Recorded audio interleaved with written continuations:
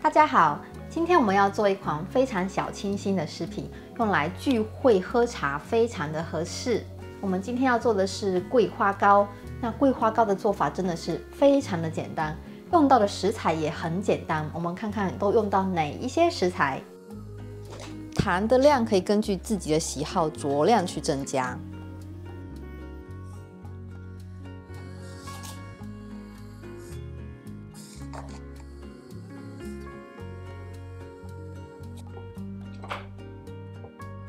接下来量一些啫喱粉，我们今天要放20克的啫喱粉，然后往里面加100克的水，混合均匀。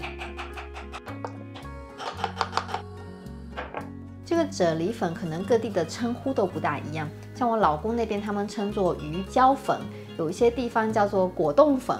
它的主要作用就是让液体凝固，那这个啫喱粉加的越多，它越凝固越 Q 弹。接下来我们还需要另外500克的水，倒到一个小锅里面。接下来我们再放一些枸杞，你自己决定想放多少就放多少。我会习惯先清洗一下这些枸杞，然后将它放到刚才的小锅里面，把糖也放进来，然后放到炉子上面煮开。水开了之后，转中火继续煮，煮到枸杞变软。大约煮了5分钟，它的颜色就会变成橘黄色的样子。我们一会儿还会需要一些桂花，那桂花的量放了多少，也取决于你想要吃多香，因为我们知道桂花是非常非常香的。我这里放了3汤匙，保持中火加热5分钟。5分钟之后，我们就可以来试一试。够不够香，够不够甜？如果有哪些地方你不满意的话，可以再做进一步的调整。然后我们要往里面放泡好的啫喱粉，搅拌到它完全融化，沸腾之后就可以离火了，倒到耐热的容器里面。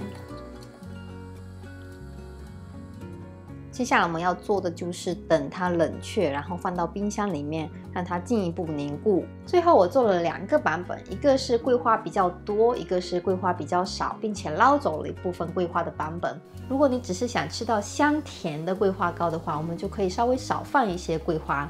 如果你这一些花还是觉得多的话，你可以拿个滤勺，把这些花给滤出来。那枸杞我们就留着。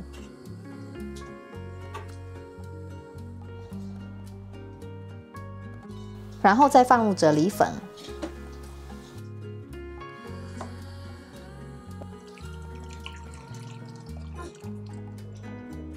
一样是冷却后放冰箱冷藏。这一份是多桂花版本的，我这里放的啫喱粉是它建议分量的大约4倍，所以经过1个晚上的冷藏，这个啫喱是比较硬的一个状态。那我们现在要把它拿出来。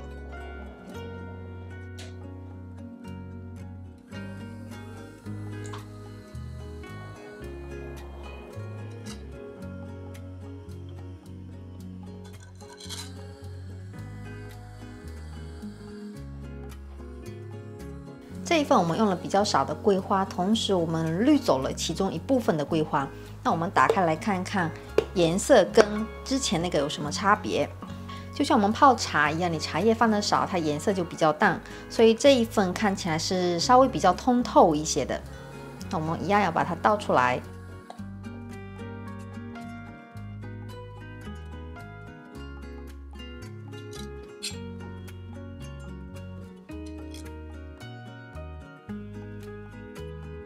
从颜值上面来看，当然是少桂花版本的桂花糕看起来更加的赏心悦目，它比较透亮，比较的清新。